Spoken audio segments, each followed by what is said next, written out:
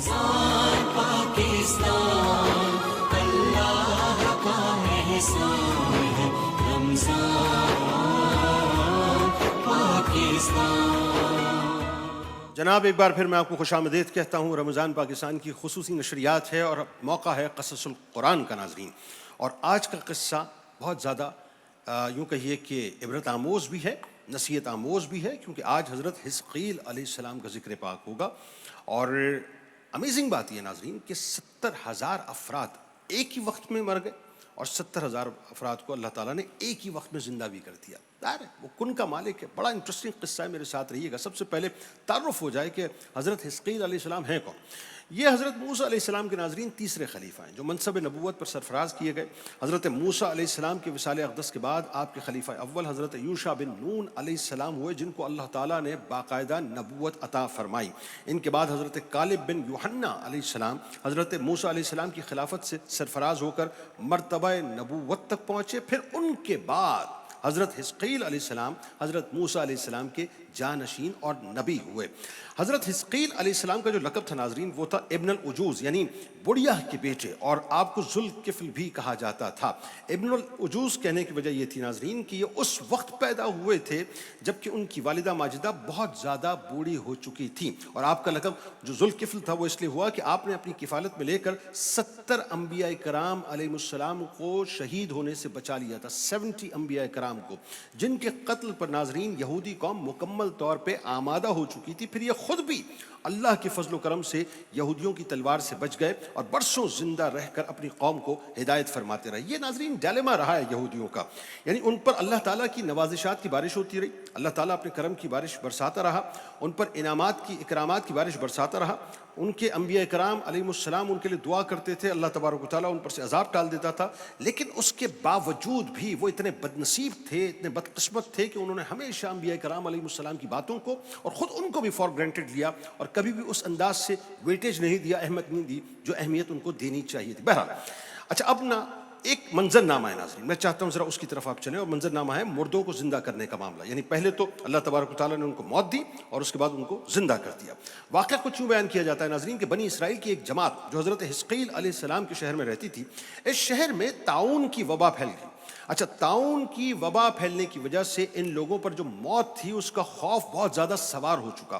یہ لوگ موت کے ڈر سے سب کے سب شہر چھوڑ کر ایک جنگل میں بھاگ گئے اور وہاں رہنے لگے۔ تو اللہ تبارک و تعالیٰ کو لوگوں کی حرکت بہت زیادہ ناپسند ہوئی، چنانچہ اللہ تعالیٰ نے ایک عذاب کے فرشتے کو اس جنگل میں بھیج دیا، جس نے ایک پہاڑ کی آڑ میں چھپ کر، ایک پہاڑ ہوگا ناظرین، اس کی آڑ میں چھپ کر بہت با آواز بلند ایک چیخ ماری کہ منہ تو، یعنی تم سب مر جاؤ۔ اس بھیانک اور درد بھری چیخ کو سن کر، یعنی کسی بیماری کے بغیر، کسی انسیڈنٹ اور ایکسیڈنٹ کے بغیر اچانک یہ سب کے سب لوگ مر گئے، اور تاریخ بتاتی ہے کہ ان کی تعداد 70,000 تھی۔ آپ سمجھ رہے 70,000، صرف ایک چیخ تھی فرشتے کی، اللہ تبارک و تعالیٰ نے عذاب نازل کیا، اور ایسا نازل کیا کہ سب کے سب ایک ہی وقت کے اندر ڈھیر ہو گئے۔ اب ذرا یہ منظر نامہ ذہن میں رکھیے گا، آگے جا کے میں ناظرین اسی طرف آپ کو لے کے آؤں گا۔ ان مردوں کی تعداد ناظرین اس قدر تھی کہ لوگ ان کے کفن دفن کا کوئی انتظام نہیں کر سکتے تھے، کیونکہ ظاہر ہے 70,000 لوگ ایک وقت میں مر چکے ہیں۔ ان مردوں کی جو لاشیں تھیں ناظرین وہ کھلے میدان میں بے گور و کفن تقریباً 8 دن تک پڑی سڑنے لگیں، اور بے انتہا اس میں سے تعفن اٹھنے لگا، بدبو اٹھنے لگی، اور پورے جنگل بلکہ اطراف میں جتنے بھی علاقے تھے سب میں بدبو پیدا ہو گئی تھی۔ کچھ لوگوں نے ناظرین ان لاشوں پر رحم کھایا، ظاہر وہاں کچھ لوگ ایسے ہوں گے جو درد رکھتے ہوں گے، رحم کرتے ہوں گے، تو انہوں نے کیا یہ کہ چاروں طرف، یعنی فرض کیجئے مثال کے طور پہ لاشیں یہاں پر بکھری ہوئی ہیں، تو چاروں طرف انہوں نے جو ہے دیوار اٹھا دی، اس لیے کہ یہ لاشیں درندوں سے محفوظ ہو جائیں، کیونکہ ظاہر آفٹر آل تھے تو انسان نا، تو انسانیت کہیں نہ کہیں جو ہے پریویل تو کرتی ہے، تو چاروں طرف سے اس کو یوں کہیے کہ باؤنڈری وال لگا کے اس کو پورا کارڈن آف کر دیا گیا۔ کچھ دنوں بعد ناظرین ہوا یہ کہ حضرت حزقیل علیہ السلام کا اس جنگل میں سے، یعنی لاشوں کے پاس سے گزر ہوا۔ اب چونکہ نبی ہیں، اور نبی تو رحیم ہوتا ہے صاحب، نبی تو کریم ہوتا ہے، اس میں تو کوئی دوسری رائے نہیں ہے، تو اپنی قوم کے 70,000 انسانوں کو اس موت ناگہانی اور بے گور و کفن لاشوں کی صورت میں دیکھ کر رنج و غم سے آپ کا دل جو ہے بہت زیادہ مغموم ہو گیا، آپ بہت زیادہ پریشان ہو گئے، بہت زیادہ آپ دیدہ ہوئے، بہت زیادہ رونے لگے۔ اور ظاہر اگین وہی بات ناظرین کہ نبی بہر طور قوم کتنا ہی ڈیویٹ کر جائے، کتنا ہی ان کی شان میں گستاخی کرے، نبی ہمیشہ باعث رحمت ہی ہوا کرتا ہے. تو وہ رحمت جو ہے ناظرین وہ حضرت حزقیل علیہ السلام کی سرشت میں بھی موجود تھی. تو باری تعالیٰ سے کچھ اس انداز سے عرض گزار ہوئے کہ باری تعالیٰ کے دربار میں دکھ بھرے انداز سے گڑ گڑا کر رونے لگے اور دعا کرنے لگے کہ یا اللہ یہ میری قوم کے افراد ہیں، یا اللہ یہ میری قوم کے افراد ہیں جو اپنی نادانی سے یہ غلطی کر بیٹھے ہیں، نادانی کر بیٹھے، غلطی کر بیٹھے، موت کے ڈر سے جو ہے وہ اس شہر کو چھوڑ کر جنگل کی طرف بھاگ گئے. یہ سب میرے شہر کے میرے اپنے بندے ہیں، میرے شہر کے باشندے ہیں. ان لوگوں سے مجھے انس تھا، مجھے ان سے پیار تھا، مجھے ان سے محبت تھی، اور یہ لوگ میرے دکھ سکھ میں شریک رہتے تھے. افسوس کہ میری قوم ہلاک ہو گئی اور میں بالکل اکیلا تنہا رہ گیا ہوں. ظاہر یہ نبی کا مزاج ہے، یہ نبی کا مزاج ہوتا ہے کہ وہ انس بھی رکھتا ہے لوگوں سے پیار بھی کرتا ہے. کجا اس کے کہ لوگ اس انداز سے اسے ایکسیپٹ نہیں کر رہے ہوتے، لیکن اس کے باوجود بھی اس کا پیار یا اس کی رحمت جو ہے ان لوگوں پر ضرور ہوا کرتی ہے. پھر دعا کرتے ہیں کہ آئے میرے رب، یہ وہ قوم تھی جو تیری حمد کرتی تھی اور تیری کبریائی کا خطبہ پڑھتی تھی. آپ بڑے سوز دل کے ساتھ دعا میں مشغول تھے کہ اچانک آپ پر یہ وحی نازل ہوئی کہ اے حزقیل علیہ السلام آپ ان بکھری ہوئی ہڈیوں سے فرما دیجیے. اب منظرنامہ ناظرین ایک اور آ رہا ہے، بالکل تبدیل ہو رہا ہے منظرنامہ. یہاں اللہ کا حکم ہوا یعنی کن ہوا، تمام لوگ مر گئے. حزقیل علیہ السلام اللہ کی بارگاہ میں ہیں، اللہ کی بارگاہ میں رو رو کے گڑ گڑا کے دعا کرتے ہیں، پروردگار کو واسطے دیتے ہیں، پروردگار کو آپ کی دعا پسند آتی ہے، دعا کو قبولیت کے پر لگتے ہیں. اب اللہ تعالیٰ نے ایک حکم دیا ہے اور اس منظر میں وہ حکم جو ہے اپنی تکمیل تک پہنچے گا کہ اللہ تعالیٰ فرماتا ہے کہ آپ ان بکھری ہوئی ہڈیوں سے فرما دیجئے کہ اے ہڈیوں بے شک اللہ تعالیٰ تم کو حکم فرماتا ہے کہ تم اکٹھا ہو جاؤ. ابھی جو بونز پڑی ہوئی ہیں ان کی ناظرین یہ ذہن میں رکھیں 70,000 نفوس زمین پر ہیں، یعنی گوشت ان کا ختم ہو چکا ہے، گوشت ان کے جسم سے اتر چکا ہے، ہڈیاں بکھری ہوئی پڑی ہوئی ہیں. اللہ کی طرف سے وحی آئی، حزقیل علیہ السلام نے اللہ کا پہلا حکم سنا اور یہ سن کر بکھری ہوئی ہڈیوں نے جو ہے حرکت کرنا شروع کی. یعنی حزقیل علیہ السلام نے اللہ کا حکم بتلایا اور جو ہڈیاں تھیں ناظرین آہستہ آہستہ ان کے اندر موومنٹ شروع ہو گئی اور ہر آدمی کی ہڈیاں جمع ہو کر ہڈیوں کا ڈھانچہ بن گیا. جسٹ ایزیوم ناظرین، آنکھیں بند کیجئے، ویژولائز کیجئے، 70,000 لوگ ہیں، 70,000 لوگوں کو اللہ تبارک و تعالیٰ نے حکم دیا ہے حزقیل علیہ السلام کے توسط سے. اب وہ 70,000 ہڈیاں جو ہیں مختلف جگہوں پہ پڑی ہوئی ہیں. اب 70,000 لوگوں کو اللہ تعالیٰ نے جب حکم دیا تو ان کے اپنے اسکیلیٹن جو ہیں یعنی ان کی ہڈیاں جو ہے مجتمع ہوئی اور وہ اسکیلیٹن کی صورت میں وہ آہستہ آہستہ بننا شروع ہوئی اور بن کے ہڈیوں کی صورت میں ایک انسان کھڑا ہو چکا ہے. اب آپ کے سامنے ایک ایسا آدمی ہے جس کے جسم کے اوپر گوشت پوست نہیں ہے، اس وقت ہڈیوں کا ڈھانچہ ہے، لیکن اللہ کے حکم سے وہ ہڈیوں کا ڈھانچہ کھڑا ہو چکا ہے. پھر وہی آئی، اے حزقیل علیہ السلام آپ یہ فرما دیجئے کہ اے ہڈیوں تم کو اللہ تعالیٰ یہ حکم دیتا ہے کہ تم گوشت پہنو. کیا خوبصورت انداز ہے، یعنی بالکل اس طرح سے جیسے بلا تمثیل عرض کر رہا ہوں کہ کسی شخص کو جو برہنہ بدن کھڑا ہو آپ اس کو کہیں بھی کپڑے پہن لو.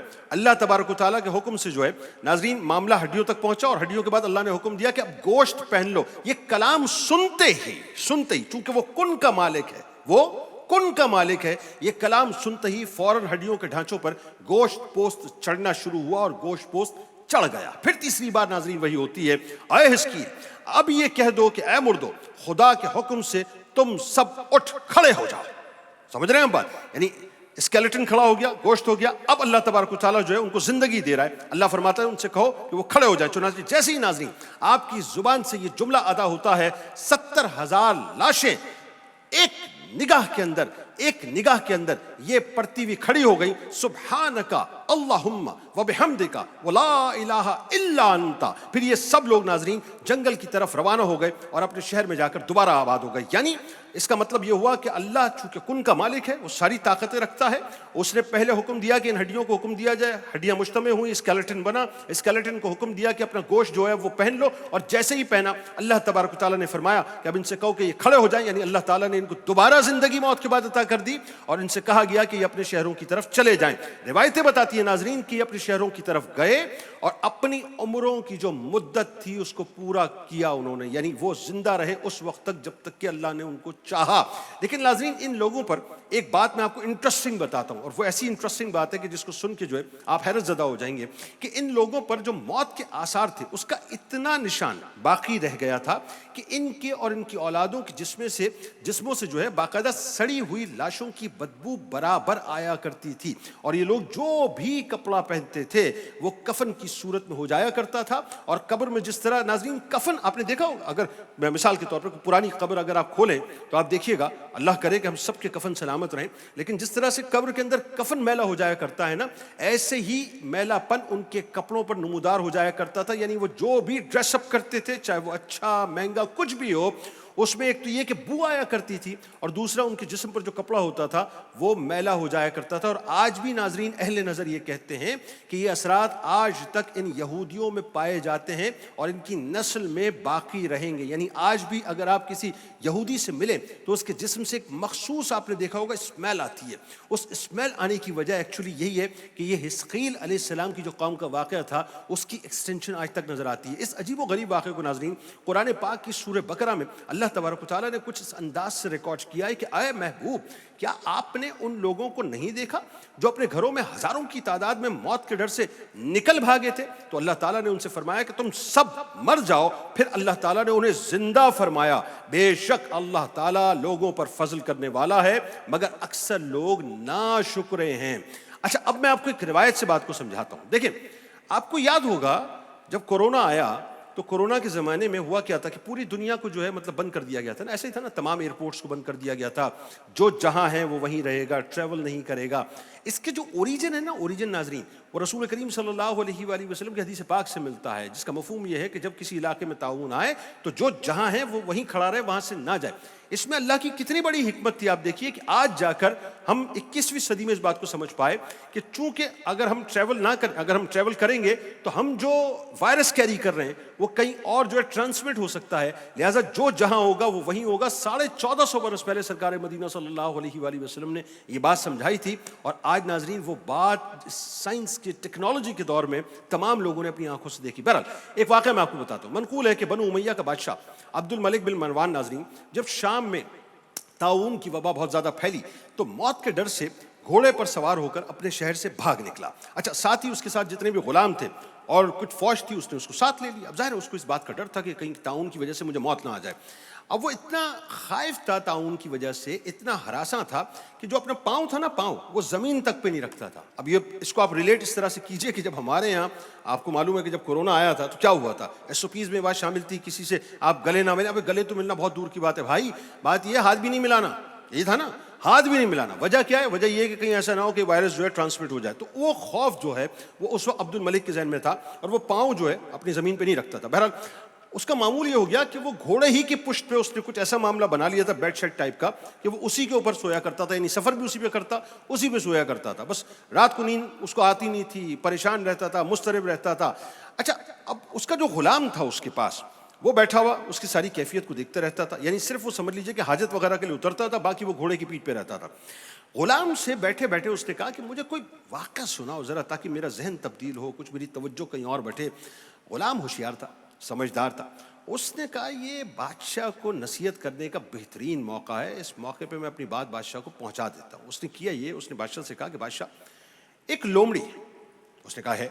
اس نے کہا ایک لومڑی ہے، اپنی جان کی حفاظت کے لیے ایک شیر کی خدمت گزاری کیا کرتی ہے. اس نے کہا ٹھیک ہے.